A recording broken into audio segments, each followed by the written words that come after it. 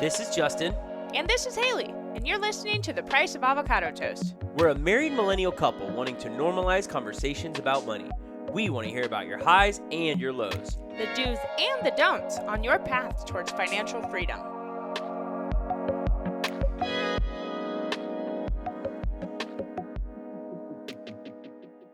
Hi Toasties, welcome to Price of Avocado Toast. Whether you're a first-time listener or you've been following us from the start of this thing, we're so glad to have this conversation with you today. What's going on, everybody? It's Justin. I know you guys missed me last week, but Haley and V got to host their own solo episode, so I figured, what the heck? It's probably my turn. Now, this is the cool thing. For this solo episode, I get to do one of the interviews I have been waiting for a long, long time. I have been asking to have this guest on, and I finally got to do it this week, and I'm so excited that it lined up with our scheduling. The person I have on today is a fellow podcaster, a fellow parent. They're a work-from-home financial coach. They are absolutely killing the game. They're one of the best human beings I know, and I'm so excited to feature them on our podcast this week. So without further ado, let me introduce you to my very special guest this week, my wonderful wife, Haley Brownwoods. Thank you so much for the beautiful introduction, and thank you for having me on your podcast as a guest. Yeah, it's an absolute pleasure. In all seriousness, you guys, I've been asking Haley, for a little bit now that it would be really cool to have her on as like a financial coach guest. And she was like, yes, and you should do the interview. And so it kind of was like, oh yeah, that's a totally great idea. And with V and Haley having their own episode last week, it just kind of worked out really well of like, hey, why don't we have Justin on as the interviewer and we can ask some questions about Haley and her business and what's going on, because a lot of people on Instagram have asked, what's up with Haley's world? How are things going? Give us some scoop on it. And we have this awesome platform to do that. And we figured rather than push out an Instagram story or an Instagram post or something like that, we should actually do a full-fledged episode on it. Yeah, and I've noticed that the questions keep coming around, and the podcast reaches more people than just Instagram. Instagram stories also just disappear in a matter of 24 hours. So this will live on, and if someone discovers us later on, they can listen to this episode. And I just want to say doing this was not just so I can talk about coaching so people sign up. For sure. We've been doing our journey openly, completely transparently since we started. And this is part of my story. Yeah. Having made a major career change, and now I'm doing this full time. Like a year ago, I would have never envisioned being here. So I just want to tell that part of my story. Sure, if you want to sign up, that's great. If you want to meet with me, that's great. But that's not the point of this episode. Definitely. You've also been blessed with a really strong client base from the start. The podcast really helped kind of launch your business into a great stratosphere from the beginning. And so having an episode like this, obviously, if people want to come work with you, is great. But I agree with you. Transparency is important, and we've been transparent about absolutely everything. And there's no reason that your coaching business shouldn't be included in that as well, particularly because our podcast supporters also really care about us and want to see us be successful. Yeah. And they want to hear about the great things you're doing. So I'm really excited to have this episode today. Well, let's get to it. Interview me, baby. Yeah, absolutely. Full disclosure, you guys, I gave Haley these questions on the drive home from Costco yesterday. So she had, a little over 24 hours to prepare. But there's that whole thing of like being a mom and having a bunch of clients scheduled today on a Sunday and all the other stuff that comes with being a wife. So I don't know how much you've prepared for this. But I'm hoping that you feel comfortable enough to just share whatever's on your mind and your heart, and we'll see where it goes. I have prepared enough, meaning I had 5 hours of clients today. Yeah. So I'm feeling like I understand my coaching business well enough to talk about it. Good. And I can confirm that from last night, from about 10:30 when you fell asleep on the couch watching the Tinder swindler, to about 6:45 this morning, you were asleep. So you couldn't have used those hours to prep. Which, by the way, that was a weird-ass movie. I didn't even get to finishing it. I didn't even watch it. Yeah, so you were on your phone the whole time. I was scrolling Weird. Twitter. Everyone told me I needed to watch it, but it was odd. Oh. Well, sorry if we let you guys down there. Please continue to listen to the episode today.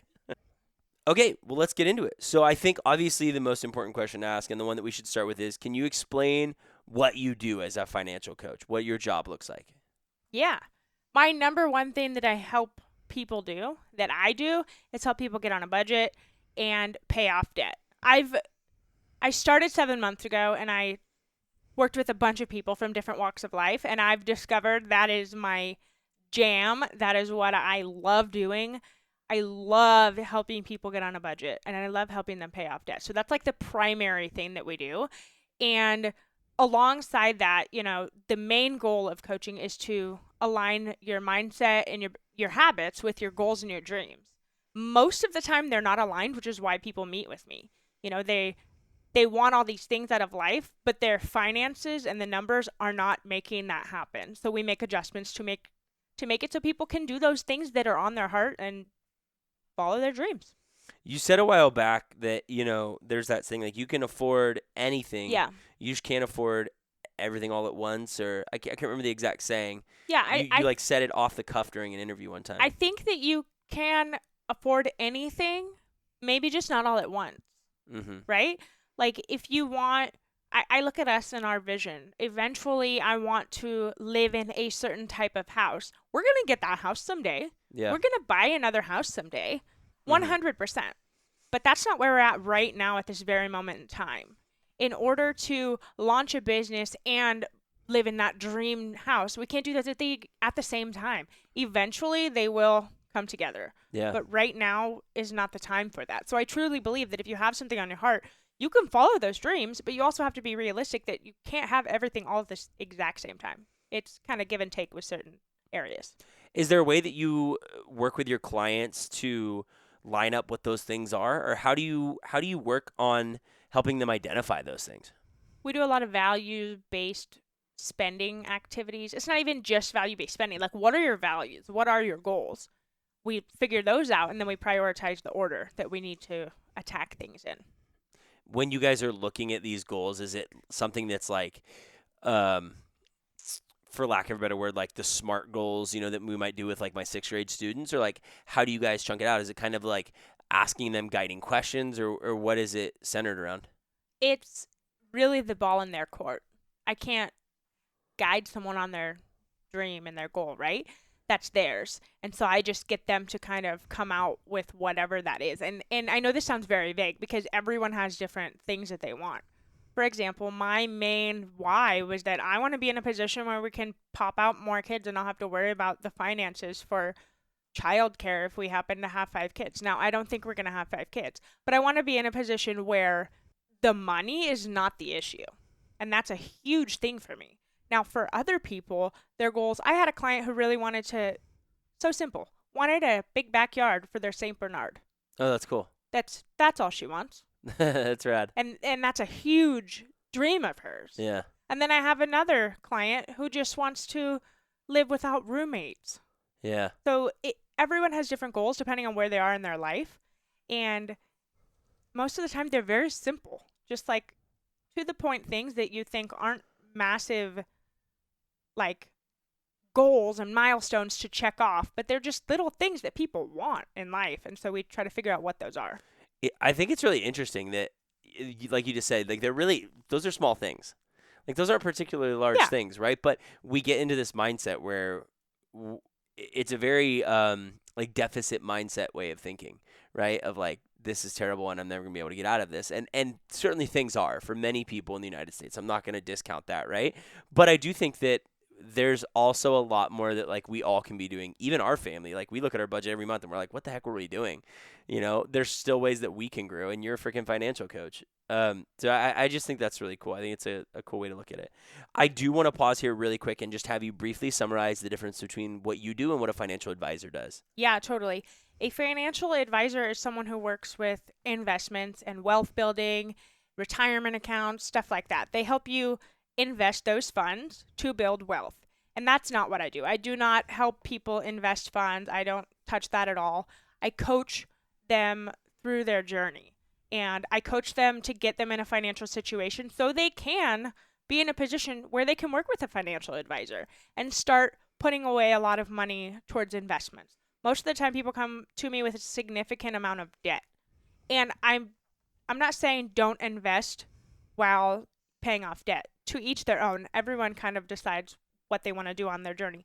But I don't do the investment stuff with them. I don't tell them what to do. I coach them along and figure out what's best for them and their situation to get them set up. Well, I think as well, like you can certainly invest while you're in debt, but you're not going to be throwing large chunks of money in Right. investment, right? And so that's the important thing is like let's hammer down some of this debt first, and maybe make some small contributions to some type of retirement account or investment account, but it's not going to be like the large chunks like people may want to do. Right. Like you're not going to be seeing someone unless you're making some wild amount of money, like $400,000 a year, paying off a significant amount of debt. And when I say significant, I mean like tens of thousands of dollars, like in a few months, paying that off at the same time as maxing out their 401k. Yeah. That just doesn't typically happen. That's definitely not what I see. So I see people that are like, oh, I invest $200 in my daughter's 529. I want to keep doing that while also paying this off. That's something that I do see, but the numbers are significantly different. Yeah, that makes sense. I mean, that's a smaller portion, right? Like that's not a Right. ton of money going into accounting. It's something which is awesome, Yeah. but it's not, overwhelming for sure. So I want to ask, at what point during our personal debt-free journey did you think that financial coaching might be something you would be interested in? Okay, so I didn't even know this was a thing Mhm. until Ryan, our former financial coach. Shout out Ryan, by the way, because he says he listens every single week. Yeah. I don't know if Ryan ever truly recognizes like how beneficial he was to Ryan our journey. was a person that was put in our life to catapult things and like changed our lives. I don't we know if- literally wouldn't be here if it wasn't for Ryan. Yeah, I think yeah. I just came in at the right time and was the absolute cheerleader that we needed, and the soundboard and the kick in the butt. And it's so funny because we're always like, shout out to like Dave Ramsey for at least helping us get started, Mhm. right? I'd also be like, Ryan's even deeper than that. Like Yeah. Ryan's like, I can't wait until we have just like insane wealth one day and can be like, hey Ryan, what's up, man? Like thanks for everything. So he reached out on Instagram and was like, "Hey, can I have a meeting with you guys?" And I was like, "Oh, this guy's trying to like sell us something. Like, what's this gonna be about?" Yeah. And we met him, and I was like, "Oh my god, this is completely." I made up this whole story in my head, right, about what it was gonna be, who he was gonna be. It was gonna be just like salesman type of mentality. And then we met him, and I'm like, "That is absolutely Not the case. That is not the case." It was the coolest experience. And it wasn't meeting Ryan necessarily, but it was when we got started with Ryan. Yeah. And we were meeting with him, and I saw what coaching was. And I am a teacher. You are a teacher. I am a coach. I've been teaching swim lessons for like 13 years. I've been teaching and coaching people for a very long time. This is what I do. So then all of a sudden, this thing that I was so obsessed with, which was money, I saw someone coaching about money, and Yeah. I was like, no freaking way. This is literally exactly everything that I want if I could just mesh together like a dream job situation. Yeah. Where I can be like, everyone knows I'm nosy Nancy. I can be nosy and talk to people about their numbers, which is so fun. Yeah. I get to be alongside people celebrating them, which is equally as fun. Yeah. And then I get to do my own thing, make my own business. And I saw that he was working from home, working virtually.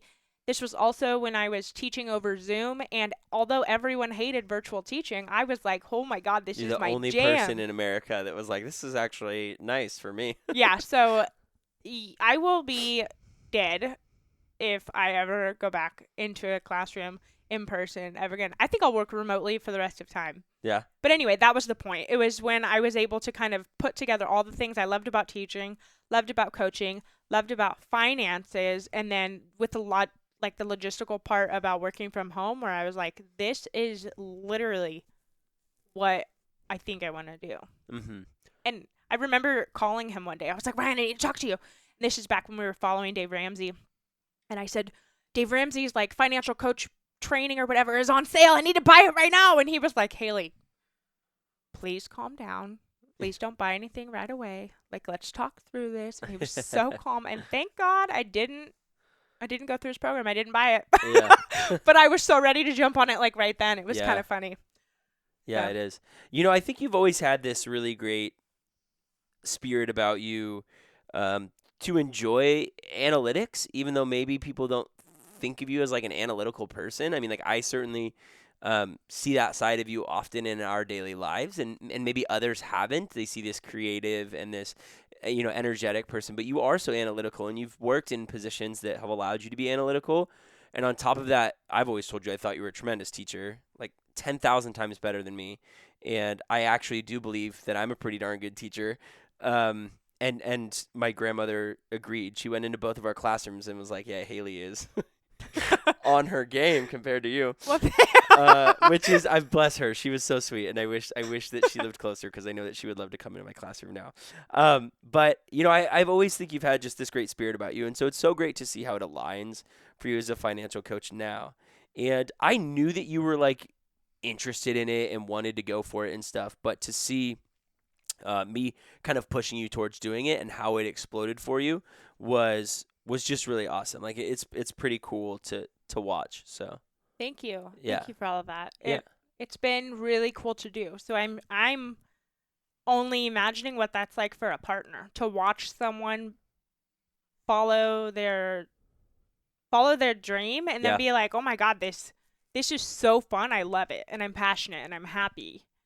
And I thought I loved teaching, and then I started doing this. Yeah. And this is a whole nother level of like satisfaction. I get off my calls and I am elated. Yeah. Like I cannot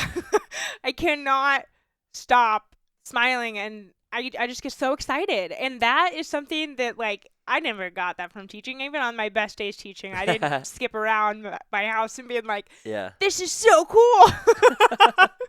Well, I'm glad that you have that now, and I can attest to that. I get to see you come out of your calls and stuff, and you're happy, obviously, and that's great. So I'm excited for that. Thank you. Let's get into some of kind of the nitty gritty about just like your business itself. So what do you think makes you an effective financial coach? What do you think makes Haley successful at what she's doing right now? I think that's a good question, and it's an easy one for me to answer because we were just there. I help people get on a budget. I help them pay off debt, and we were just there. We were just there yesterday. Yeah. Like it seems like just yesterday. So I understand wholeheartedly where my clients are, and I understand the excitement when they pay things off.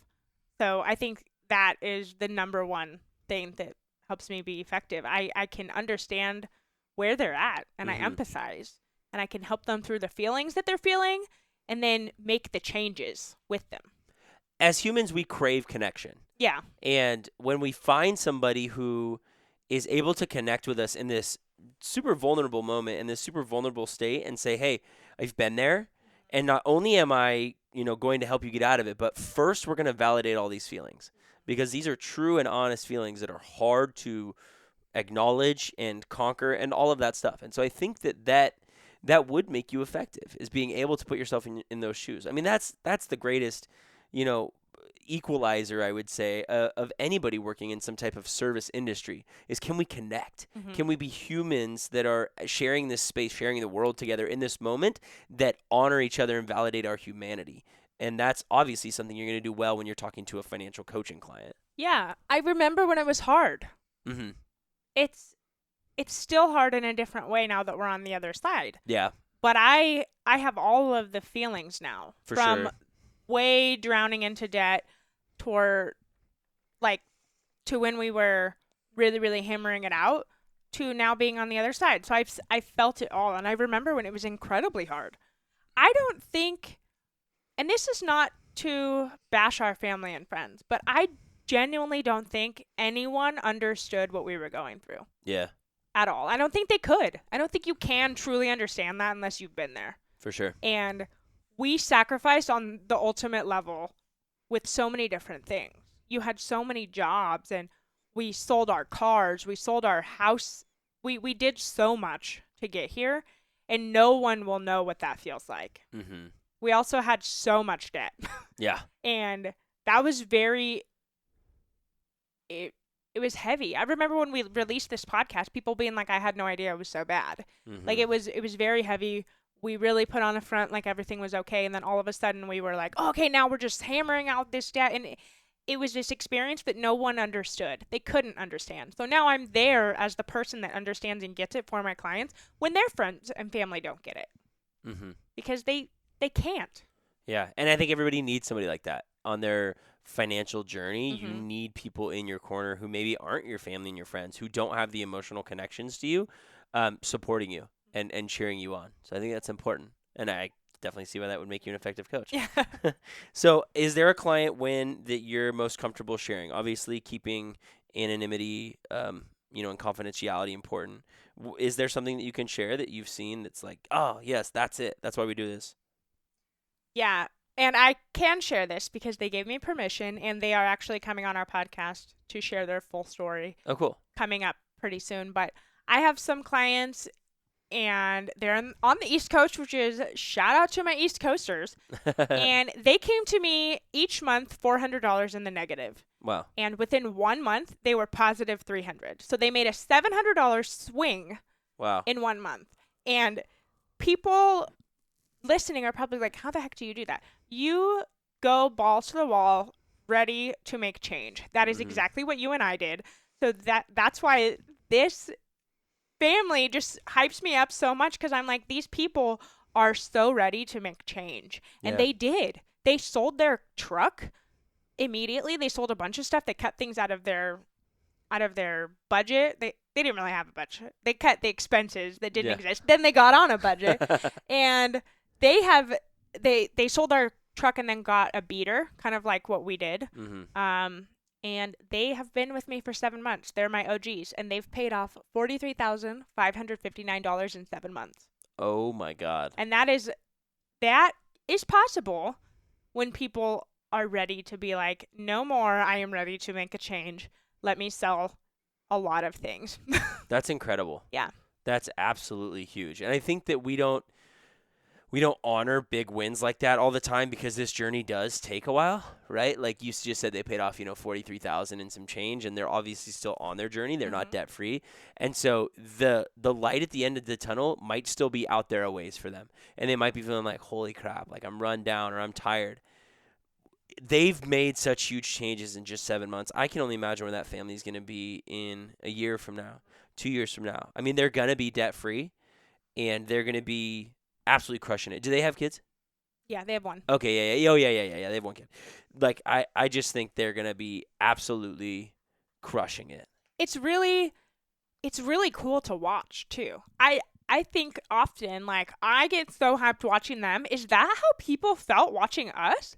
Probably. I mean, Yeah. to be like, hey, I have this really nice car that I'm financing that's the cool hip thing, and I'm going to go sell it for like a really old beater. And they made a reel on Instagram and we're like, hey, what do we do when we're ready to pay off debt? You sell your car, out with the end and out with the old and in with the new. And they reversed it and said out with the new and in with the old. Yeah. Anyway, I'll share that this week on Instagram so you guys can see that. But it's just so true. You have to be making ultimate sacrifices that people aren't willing to make. Now, that being said, I also have some clients who decided they weren't going to do the whole side gig type of thing.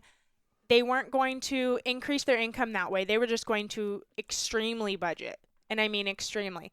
And they have paid off 4 credit cards working with me, and their credit scores have gone up like 30 points. That's awesome. In 6 months. So you don't have to sell everything in your house. You don't have to do that. You can also see progress in other ways.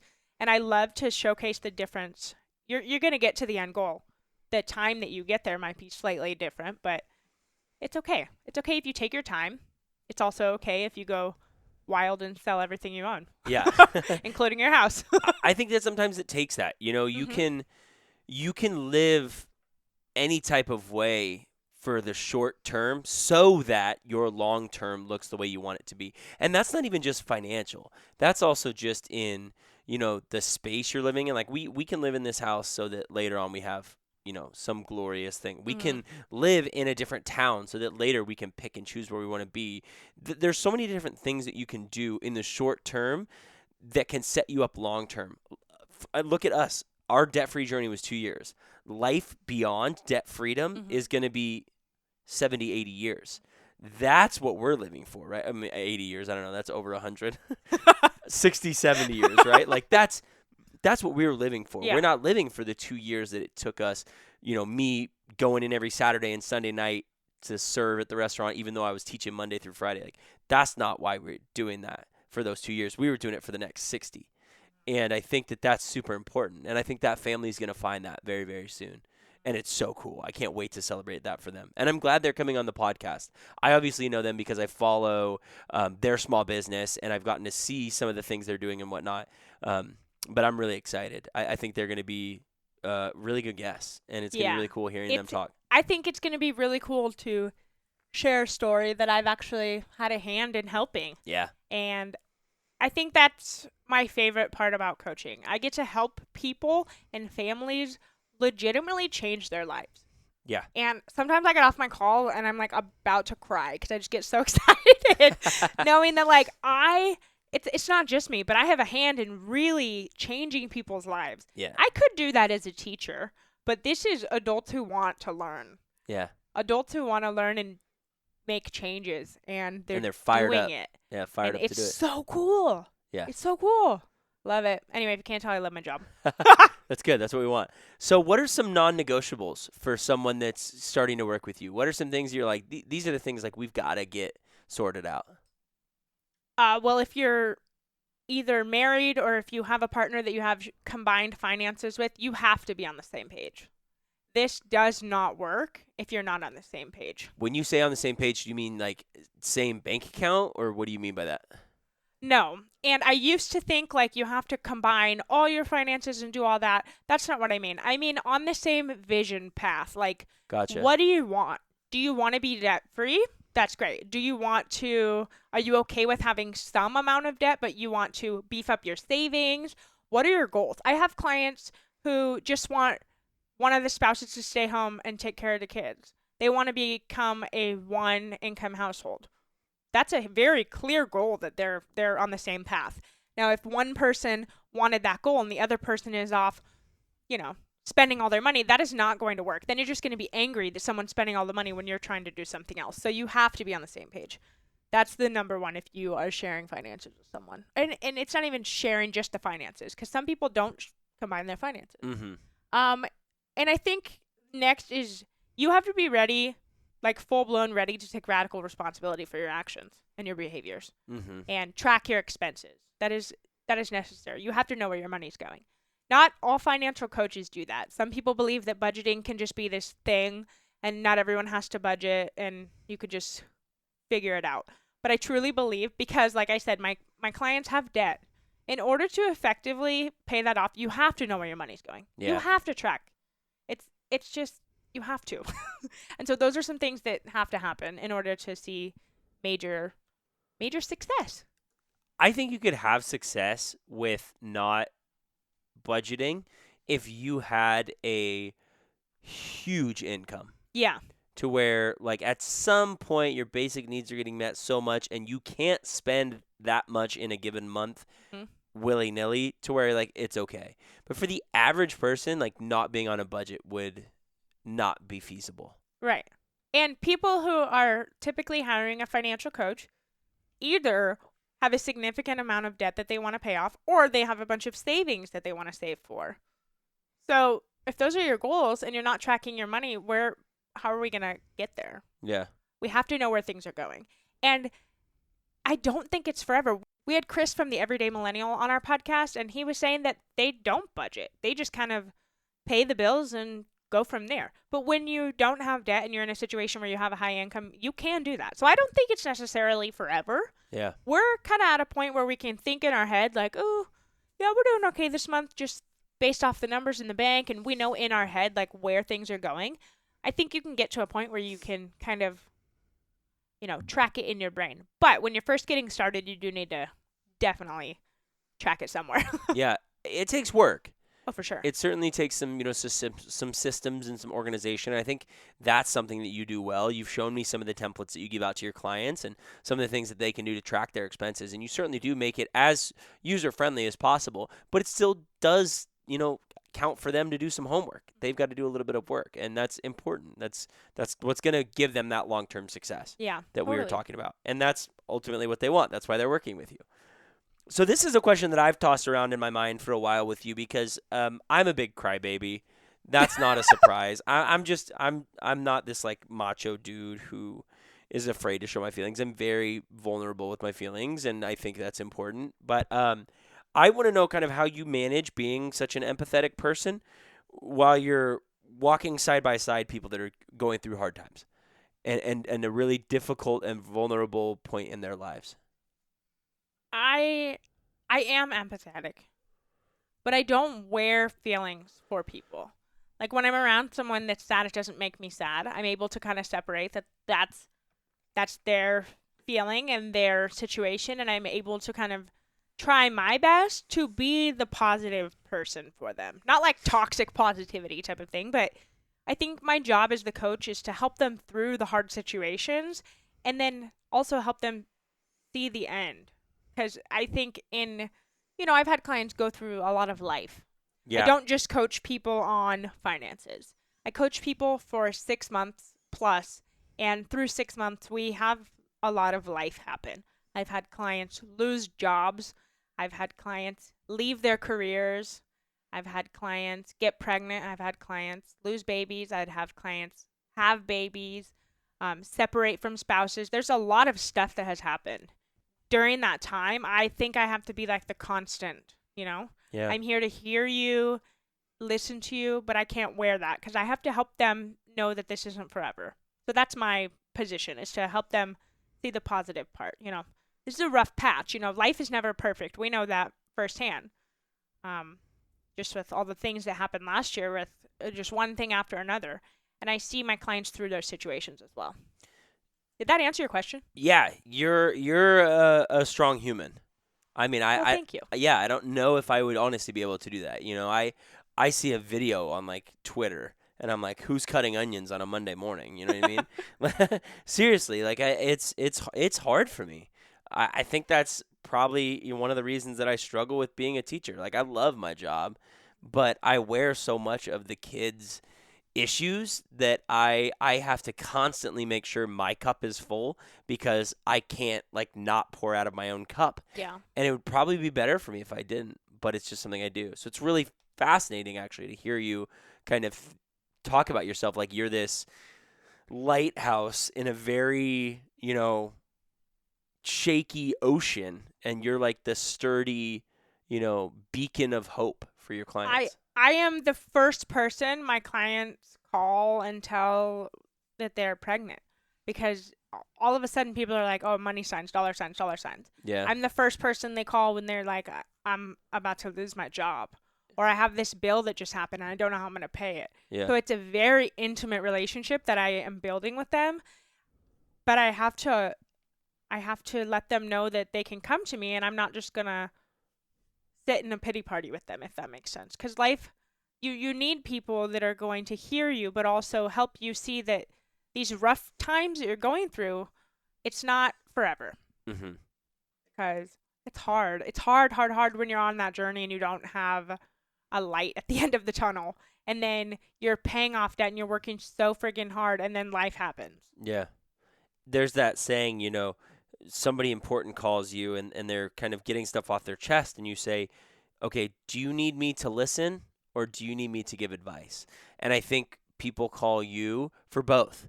I think people call you at times because they need somebody who they know is a good listener, and they need somebody who can give them maybe some sound advice that's not emotionally attached. I think you've just mentioned now that you've kind of, hit the sweet spot there for your clients. That's pretty cool. Way to go, honey. Thank you. I mean, obviously, I'm super proud of you. Like, I love being your husband, and so to hear you talk like that is pretty darn cool. So, You. yeah. Okay, this is a fun little exercise that I'm sure you've done a million times in all of the professional developments you've done and all the growth that you're doing through your business. But will you just describe your dream client for the Toasties? Yeah, it's us 2 years ago. Us 2 years ago? Yeah. So devilishly handsome? Yeah. No, like seriously, my dream client is in their career. They're making the most money they've ever made in their life, but they're in the worst financial situation they've ever been in. Mm-hmm. They are making good money, but they have no idea where it's going. Mm-hmm. They're in a lot of debt. They don't know how to budget. They feel like they don't even know where to begin. And this person is really ready to make changes. They have had that rock bottom moment, or they're really freaking close, and they're like, what we're doing right now is not working.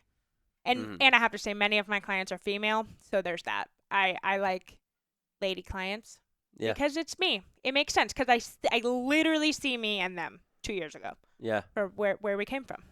You know, I was on a phone call with our good friend and somebody we mention often, David, our financial advisor, and again, somebody that I would call a friend.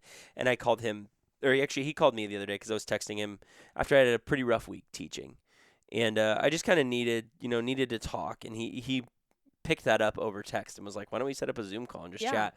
And it was really funny because we were talking, and he was like, I'll be honest, I think, in a few years that you'll end up just coaching alongside Haley because there's so many men out there who need coaching and who are worried to reach out about coaching and whatnot. But I think he could see as well that, you have such a great connection with the female clients that you're working with. And obviously, like, I don't want to just chalk that up to you being a female and them being female and being like, aha, girls club. Like, I don't want you to feel like I'm saying that. Like, that's the only reason you connect I don't. with them.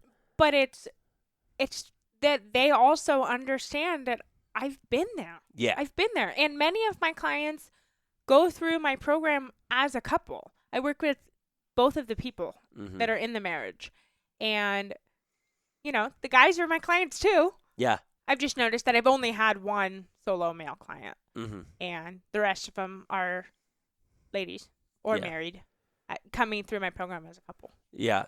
When you hear your clients say things that like bring back these flashbacks to maybe something you and I have said, or you see these traits that you kind of just described about us, like in your clients, do you get this like little glimmer, like, or this shine in your eye where you're like, oh my gosh, like we're on the right path, baby? Like, do you ever feel like that? No, but maybe I will now, moving on. Yeah. I don't know. Maybe one of them's out of nowhere going to say something. You're going to be like, Justin said that on April 15th of, 2020. Like, I get the glimmer of we're on the right path when they start to text me randomly. Yeah. Like, oh my God, I did this. I paid this off. I'm going to be able to do this. And they start hyping themselves up to me. I'm like, yes. Yes. You are there. That's when you start to get so excited. When you cannot stop talking about it. Because you're like, oh my God, I'm doing it. I feel it. I see the light. It's happening. Like I have this one client who is about to pay off their biggest credit card this year. Oh, wow. And I just got off a call with her today and she was like, this is the coolest thing to be able to like see that not only is it possible, it's going to happen. At the end of this year, this will be paid off. Their goal is the end of 2022. But she's like, nah, I think it's going to be October. And so that's when I'm like, That's so cool. You got it, baby. That's awesome. That's when people start to get really excited. Yeah. And you don't share much about your clients with me other than the ones that have obviously been in our home because we have some that have come into our home and we've had conversations. You have met some of them on a group call, but you haven't met all of them. Yeah. But one thing I really appreciate is that you do have those clients who right now are sending you like funny memes and, jokes and stuff. And I can tell that like to them, that's kind of like a way of connection. And that's fun. And I think that would be a dream client, somebody like that who can still make jokes in these difficult times. Like, I just think that's a lot of fun. Yeah. So I want to ask you now what I think is probably the big question in financial coaching. And it's a question that my brother posed to you almost immediately when you talked about potentially going into this. He is such a organized human being that this was obviously his first This thought. is literally the question a lot of people have. Yeah, and I think it's important that we ask this. How do you personally juggle selling your services or your product to a client who is already struggling with money? I've had to do a lot of work on imposter syndrome. When I first got started, that was weighing a lot on me. Like, who am I to be doing this? And I literally have a post-it right here, and it says, $132,000 in 18 months, I qualified myself. I have done this. I did it. And I am here to help people change their lives. So I don't feel bad about people paying me. People want to pay me because they want change. They want to change their lives. And so I like to use the personal trainer analogy. Like, if someone is severely overweight and they want to change their life and they're like on the brink of having a obesity related like heart attack or something, and they decide to invest money in something that they find value, which is a personal trainer, to change their life, that's what people are doing with me. They see themselves as like, oh my God, I'm about to break. I need help. I need help now. I'm willing to pay for this to make this happen, not just for now, but for their future. People pay me like $1,500. My program, just in case anybody's wondering, I charge $247 a month for 6 months. So it's just shy of $1,500 for the 6-month period. And people are paying me $1,500 to change a $50,000 problem, to make life changes for them. And it's not me making the changes. I'm not the one solving the problem. I'm not the one, making the lifelong changes. That's them. And they do it.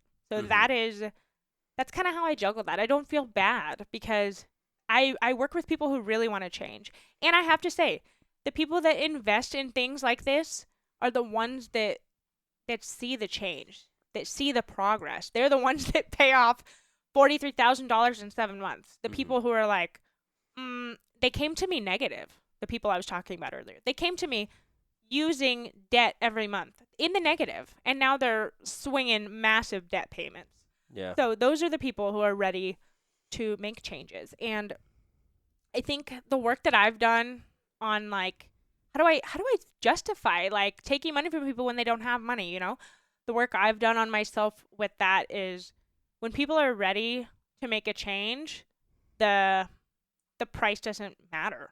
It's not about the price, it's about the change. And if it was about the price, then someone's not ready to change. And I keep telling myself that all the time. If someone's so focused on the numbers, then I don't think they're able to see far enough down the line to the future, to the end goal. Because that's what you have to be able to see, like, okay, I'm going to do this now so I can do those things later. Like you were saying, we rent this house so we can do things later. Sometimes you have to spend money. And I am not going to shy away from this. I have had clients who start working with me and put it on a credit card. And I did feel bad about that at first, and then I really started to think they don't stay on the credit card very long. Come like month 2, we are off of credit cards. They're no longer using credit cards. Coaching is no longer on a credit card, and they're working with massive change. So sometimes you have to do certain things to begin with to see the end goal. So I hope that answered your question. Yeah, I really liked what you said. You're asking for this 6-month commitment. Yeah. To solve a massive plan for the future. And I like to think of you as kind of like a project manager while all these people are doing this ground level work that is so important, and they just need somebody to kind of be like, okay, now we're on to this next step, or now we're on to this next thing. Here's the system in place for you to be successful. They're still doing all the work. You're just helping them find out and access where they can get the tools to be successful. Yeah, and they have to do the work, and they do the work. When you're ready to invest money like that, just like most people when they're working with a personal trainer, if someone is spending money, you're more likely to do the work. Yeah. When you're paying someone, you're more likely to show up not only for me, they show up for themselves, and then they get the work done. So I've gotten the question a few times, like, what if people don't see a result? And they do see a result because they show up and do the work. Yeah. And they're paying me, and it's a constant reminder, like, hey, ding, ding, I got to do this. And a lot of financial coaches take payments up front for like the whole thing. A lot of life coaches and financial coaches. I purposely do not do that. I do not want someone to pay me up front. I want them to feel it every single month. Here's the payment and the transaction every month. It's in the budget. It's just something I value and prioritize. And I teach them how to budget for that. So it's like, this is what we do. So I do not want to take someone's whole money up front and then have them forget about it, because I know how I am when I pay for something up front. And then I'm like, forgot about that. Yeah. Now it's not important anymore because it was 6 months ago, and and the money's already gone. Now the money is constantly going. Yeah. Every single month, and you have to have that triggered. It's an emotional feeling every single month. And so that's why they keep showing up every single month. Yeah. Have you seen anyone that's like cut cable or anything like that to end up making those, monthly monthly like Monthly payments. payments. Yeah, Yeah. because I think that's one of those things I've always thought, like, that's not a particularly high amount each month. You could cut certain things in your budget and find that very easily if that was like a value to you.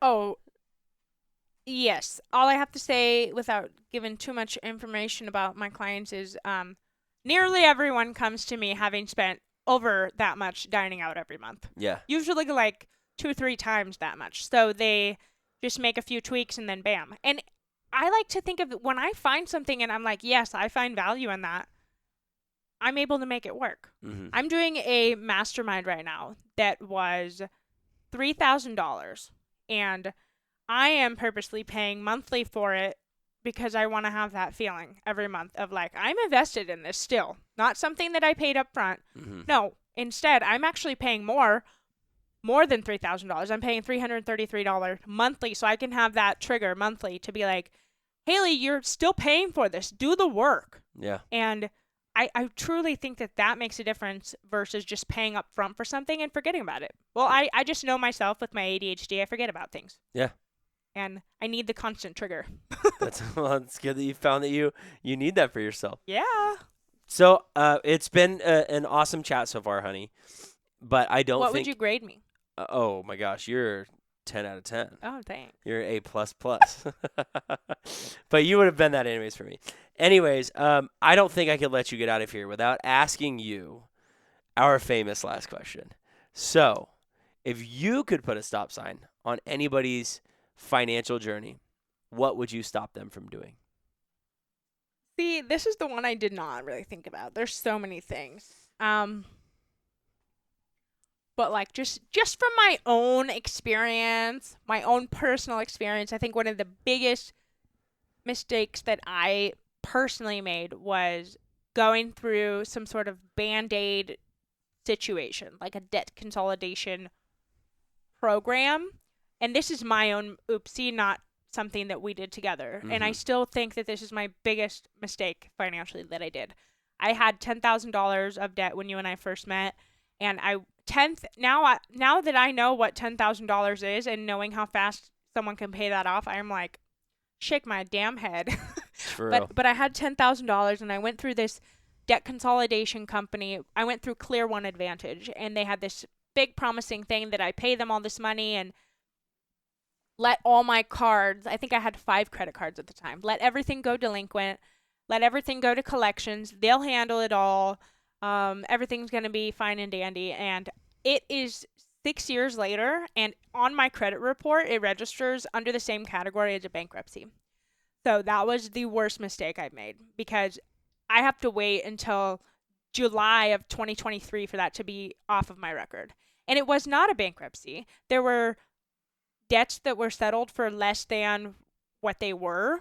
They went to collections, they went to negotiation, the accounts were settled, and they were all paid. But the way it gets categorized is under bankruptcy. And I'm like, I have to explain it every time I apply for anything, and it's frustrating. So that's a big no. I would not recommend that I don't think I'd recommend it at all.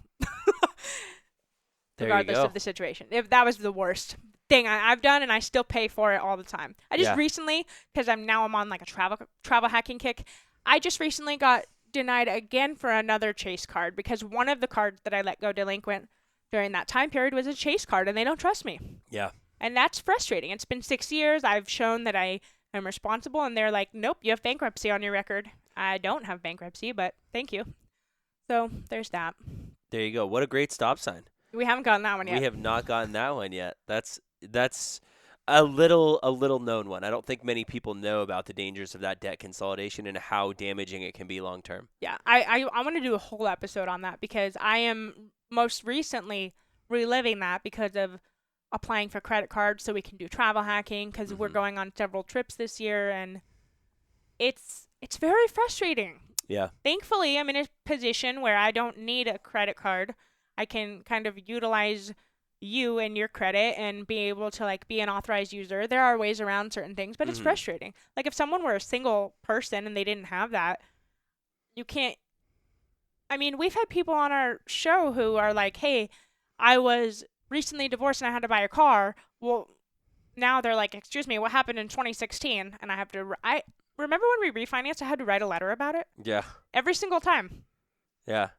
I think that it'd be really cool to have an episode about that, and maybe we can throw up a poll on Instagram and see if anybody that has some experience or had, some type of situation can chat with us about it, or even just give us some data points on Instagram. That'd be kind of cool to share. Yeah, like what's a good situation. Yeah. What's not. Stay clear of Clear One Advantage. Stay clear of Clear One. Well, thanks so much for doing this episode, honey. I had a great time asking you all these questions, and I hope that, the listeners obviously got some value out of it, and I hope that they feel a little bit, connected to your business and are cheering for you even louder than they already are.